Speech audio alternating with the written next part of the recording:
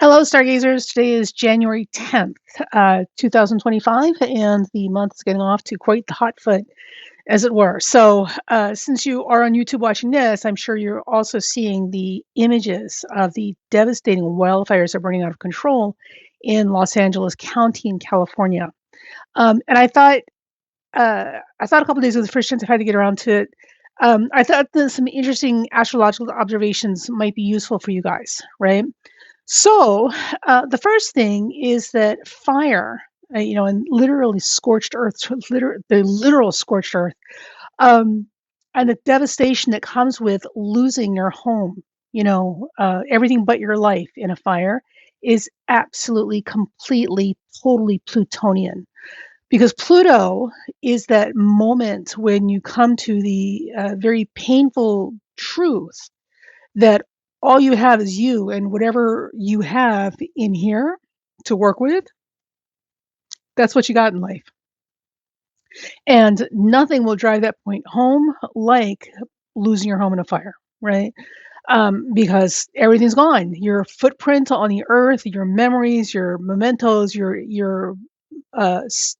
souvenirs, your markers that show where you've been, what you've done, that have maintain images and memories of relationships you had, gone, poof, gone. Literally all you have left is you, and the clothes on your back, right? And the charity of strangers. That is very Pluto.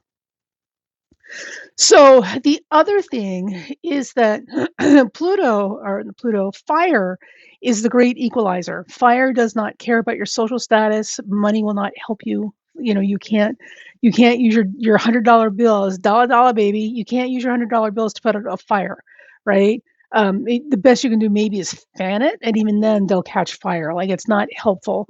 So your money, your status, your class, your title, your looks, there's nothing you have uh, that is going to make you any different from the person next to you during a fire. Fire is the great equalizer. It will take it all down. It will literally burn it all down. Okay. So that also is a very Plutonian theme, right? Because Pluto is absolutely about the essence and the essential truth of things, which go far beyond the external measurements, in this world. So fire is very Pluto. Fire is very Pluto. And also, fire and Pluto both symbolically represent the Kundalini, or the spiritual fire inside of us. So that's a whole long conversation for another day. But yes, there's a lot of interesting things going on. Now, with that said, Pluto, which we know is represented by fire, it's very symbolic, right? Spiritual or physical fire, and all that it portends. Pluto, the planet, has just moved into Aquarius. So now we think of Aquarius, we tend to think of Aquarius as electricity or current, right? Which is true. And that was the first thing I thought of when I thought of Pluto in Aquarius, like transmissions, wavelength, sound, right? Anything that travels on a frequency, right? Or a wavelength or a current, that's absolutely Aquarius. Um, but I had forgotten, and I'm here to remind you, that Aquarius also has to do with the wind and air quality. And one of the things that we are learning about this particular wildfire in California, and why it is so out of control and so widespread, and so horrifying, okay, is because it is tornado level winds without rain. It's just the wind that is picking up the fire and carrying it and dropping it off in other places indiscriminately, because fire doesn't care about your social status or your money or your job title or what you look like. It doesn't care about any of that. Fire is the great equalizer. So the Aquarian wind is picking it up and very democratically passing it around, to the neighboring areas, bringing everybody in its path to the absolute foundation, of who they are as humans, right? Because literally all you've got left is you and the clothes on your back. So there's that. Now, the thing about it is Pluto in Aquarius is not enough to say, we're going to have these horrible, out of control fires. But sort of the symbolism is there, which I thought was kind of interesting. The other thing that represents wind and air, okay, as well as sound, because all of these things travel on current and frequency, is Gemini, right? And Jupiter in Gemini expands that. So I originally, when I think of Jupiter in Gemini, I think politicians because they're all good at double talk, double speak, sins of omission. So I didn't actually say that, right? Gemini is good for a lot of things, but it can also be very, very bad for a lot of things. So I'm not a huge fan of Gemini. I got a ton of Virgo on my chart, believe it or not. So I'm very much about get it right. I'm paying attention to all the details and you're lying, right? Even if you're not overtly lying, you're deliberately misleading, and that's just as bad. So Gemini tends to get under my skin a bit. So Jupiter and Gemini, I was immediately thinking of politicians, and doublespeak and all the stuff that we've gotten with that, and we're seeing it. We are seeing it. Um, oh my God. But Gemini also rules air and wind and air currents because what do you talk with? You need air to talk, right? Like the whole thing about choking. If you can scream at me and tell me anything or complain, you're not choking, you're still breathing, right? When your mouth is open and nothing's coming out, then we know no air is passing through and it's a problem, right? We need air for sound. Because anyway, so Jupiter and Gemini is very much about air. So the combination, here's some things I want to share with you. So the combination, think about this, of Jupiter and Gemini, which expands and overfills, exaggerates the qualities of Gemini, air movement, air quality, along with Pluto, which is its own special thing, okay, and also fire, devastating fire, in Aquarius, which is also air and wind and air quality. When those two things are coming together, like we can absolutely expect, some conflagrations. Now, the thing about astrology you got to remember is that when we look at an ephemeris, we're looking at an entire planet with its own, and each area has its own seasons and its own issues. There's a lot going on everywhere at one time. So there is no universal rule unless you can pinpoint the exact location something's happening, like the birth of Jesus was pinpointed down using the stars, right? Unless you can pinpoint specific locations, all we have are just basic, symbols and big picture stuff. But ultimately, the thing that is consistent across the board with everyone, everywhere on this planet, no matter what's going on, is the evolutionary demands of the planets, right? The evolutionary demand is the same no matter what the trigger or vehicle is that creates a situation to force you to rise up to your evolutionary challenges. Okay. So when you look at it like that, let's back up a little bit and let's take a look at this again. So we know Pluto and Aquarius. Pluto is fire. Fire is the great equalizer, right? And Aquarius is the masses, humanity. It's the the unwashed hordes. And Pluto also is very democratic. Or Aquarius is also very democratic. Aquarius doesn't actually care about your social status or your money or your title or your looks. It's very much about the diversity of humanity, as we're experiencing it. So the great equalizer in the sign of humanity, this is we are looking at having a playing field that's about to be leveled, and we're seeing it. And this is not the only way that this is going to happen. This will happen in multiple different ways in different parts of the world, but this is what the evolutionary demand is, and that is to level the playing field. So the CEO, the United Healthcare CEO here, getting shot in broad daylight, by somebody who's literally turned into a cultural icon, Luigi. He's our modern day Robin Hood, because he represents caring about something other than yourself. Okay. These wildfires that are out of control in California, the fires that happened in Hawaii, and we're going to talk about that in a second too, right? All of these things are about leveling the playing field, the great equalizers, right? Taking people of all ranks and classes and putting on the same place, right? So for those of you who are in, the high echelons, right, and more specifically for you knuckleheads that are buying into this idea that someday you too could be Jeff Bezos and Elon Musk, and you're fanboying or fangirling after these characters, like they're coming down too. Jeff Bezos, the best thing that idiot can ever do is stay on his fucking yacht, because the minute his feet hit solid ground, he's a target. As is Musk, the illegal immigrant. And People make your profits possible, you bunch of turds, okay? People and communities, right? You can't exploit people as a labor force, and you can't exploit communities as your profit generating centers without giving back to them so that you can have a couple billion more dollars to get better looking dates because you're ugly behind can't get a date otherwise. Come on, we know what's going on, right? You can't take it with you, and having all of it before you die isn't going to help you, right? I'm just saying, the great equalizer. So the evolutionary demand is about one, leveling the playing field. This is literally about leveling the playing field and getting really, really honest about who we are at our core. When everything's taken away from you, and you have nothing left but you and the clothes on your back, what do you really have to work with? You have yourself and you have the charity and kindness of other people. So think about that, right? Now, the other thing is Jupiter and Gemini. Gemini represents the common man. Okay, it's the pedestrian, the man on the street sort of stuff. Jupiter and Gemini absolutely elevates the voices and the sounds of the common man or the common person experience, the plebes among us, right? And it makes these things necessary and important because, again, like at the end of the day, there is no profit without people. People are your labor force, they make your profit possible. People are your consumers, they make your profit possible. People are what makes profit possible. Corporations are not people, people are people. And if you're not taking care of the people who make your profit possible, what are you doing? And why? Right? So there's a lot of that going on. So this Gemini is elevating, because Jupiter is giving it a lot of lift, right?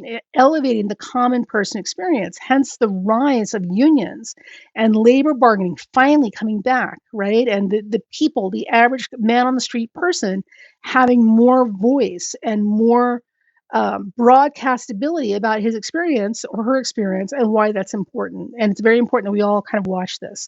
Now, I just want to add in here really quick, when you listen to, because I thought this is interesting, if you listen to these broadcasts about the, apocalyptic, I'm really tired of the religious language also too, right? There's apocalyptic thing going on in California, the wildfires. It's, I mean, listen, it's kind of like the CEO getting shot. People getting murdered is not a good thing. I feel bad for you, son. But at the same time, like, how many murders were you, the CEO, responsible for? Long suffering, agonizing deaths of people by the stroke of a pen. So you're one person. How many hundreds of thousands of people did you cause to suffer in agony before they died? Because you need to make more profit. So there's that. And when we talk about the LA fires, what I immediately think of are the fires in Hawaii. Here's the thing. These neighborhoods, a lot of them that are getting burned down, multi-million-dollar homes, right? These are celebrity homes. This is their second home, and we live in a world where there are a whole lot of people who don't even have a first home. They're living in their cars if they're lucky, right? Or they're living in tents on the street, and not even being allowed to do that anymore because they're literally trying to sweep them off the street so we don't have to look at them. There's a whole lot of people who don't even have first homes, okay, with basic amenities like a toilet and a shower and a sink and a dry, safe bed with a door that locks. So it's kind of hard to feel bad for people who have their second million and multi-million-dollar mansion being burned to the ground. I mean, just like the CEO getting murdered, it sucks. It's not a good thing. Losing everything, whether it's a lot of stuff or a little bit of stuff, is not fun. Right? Losing your home in a fire and everything that your home contained with all your history, it's not fun. But at the same time, it's kind of hard to feel more bad for you, son. I mean, I feel bad for you, but not that bad. The other thing is when you're listening to this, right? And I mean, everybody's angry and they're hurt and they're whipped up. Obviously, I would be beside myself if my house burned down, right? Especially if I thought this is because of the negligence of other people who I pay very well with my taxes, right? I get it. But when you listen to them, there's a whole lot of blaming and finger pointing going on, right? Because people are angry and they're butthurt. The problem is the cheerleaders on the sidelines, these bunch of knuckleheads, and we've all got these people in our families, right? They have nothing useful to contribute. They're not helping to solve a problem. Nothing they're saying or doing is helping anything. They're just there to offer commentary and opinion and to whip up more like, woo, because why not? It doesn't affect them. they're passing judgment, right? And offering excuses and laying blame because they've got nothing else to offer the situation in terms of a solution. The problem is with these idiots on the sidelines, these cheerleaders, right? That are, oh yeah, oh DEI, oh, lesbian firefighters, oh feminists, oh my God, right? They're not even offering to help. Like, okay, Big Mouth, you got this kind of energy. You could go volunteer. You could donate food. There's a whole bunch of things you could be doing that would help solve the immediate urgent problem. But no, you're sitting on the sidelines pointing fingers at all the people you already don't like, trying to make this their fault.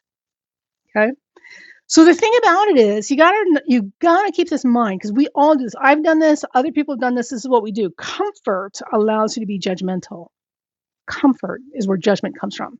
You will not judge people if you have ever had the discomfort of being in a similar situation, right? Literally, if you've been through something, you're a lot less likely to judge other people who are going through it because you get it. You get it. The other thing is that in order to feel really, good about passing judgment about things you know nothing about, you know, is you have to be in a position of comfort in your life, right? You have to be in a really comfortable place in your life that you can sit above everyone else passing judgment on other people. So there's a whole lot of that going on. And, if that's the case, when you catch yourself passing judgment on things that you don't have any personal experience with, this might be a good time to check yourself to see just how comfortable your life really is. And is this really what you're going to do with all of the extra time and energy that you have?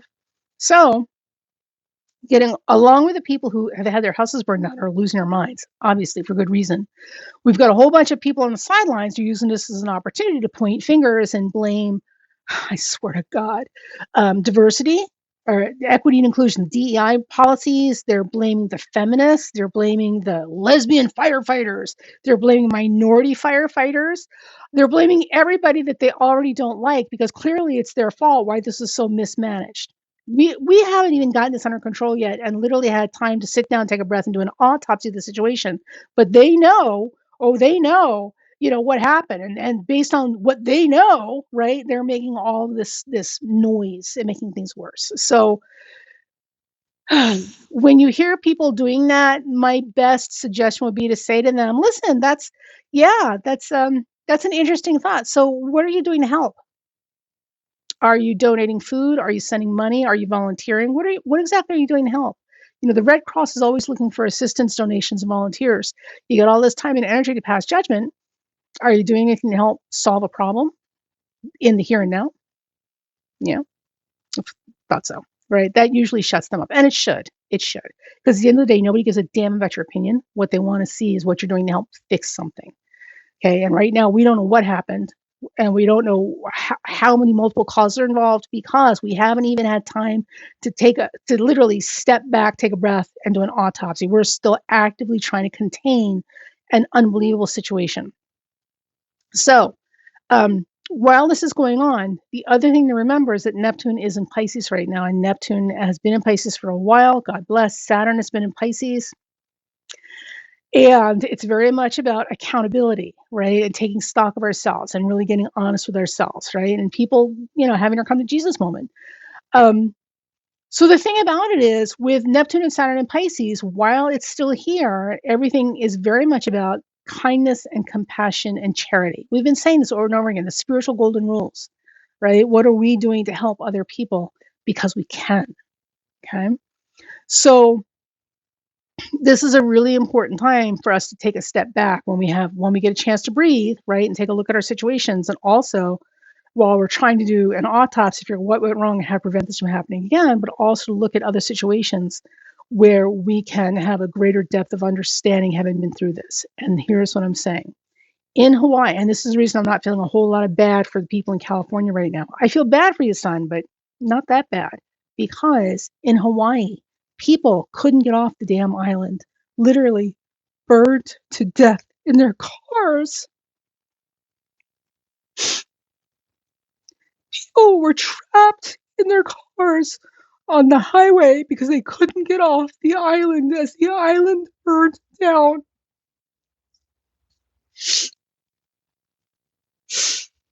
And if that's not a horrific thing, I don't know what is. So while these millionaires are screaming about their lost homes, their lost possessions, and their town is gone and all this sort of stuff, they only lost 10 lives so far. hundreds and thousands of acres of property destroyed, decimated, literally scorched earth burned, but they only lost 10 lives. In Hawaii, hundreds of people couldn't get off the island and burned to death in their cars. So hopefully when this is done and the dust is settled, these people in California will have an opportunity to take a breath and step back and take stock of, literally the second chance that they've been given, the good fortune that they have been living with and taking for granted for so long, right? Compared to the people in Hawaii or other places. And for us who are not in the middle of Los Angeles County, who are not watching our houses burn down, or trapped on an island we can't get off of, literally, this is a really good time to remember that kindness and compassion requires courage. You will never find people who are scared of things, who are coming from a place of fear, that have the ability to offer kindness or compassion. Kindness and compassion is not only a measure of your character, it is an act of courage, because only the truly selfish and living in fear, cowards, have the inability to extend kindness and compassion, even if they could, right? So this is a really important time for us, Neptune and Saturn and Pisces, to adopt the true definitions of kindness and compassion and extend it where we can, up to and including refraining from judgment and passing blame on people and situations until we know exactly what's going on. And more importantly, focusing not on blaming because we don't like these people, so they're a good target, but focusing on solutions so that we never go through this again. Okay. So that's what I wanted to share with you. This may or may not be useful. We will see how this goes. And again, remember, when we're looking at astrology, especially for major planetary stuff that's not specific to our individual charts, it's absolutely all about evolutionary demand, and what is required of us to evolve. All right, you guys, talk to you later.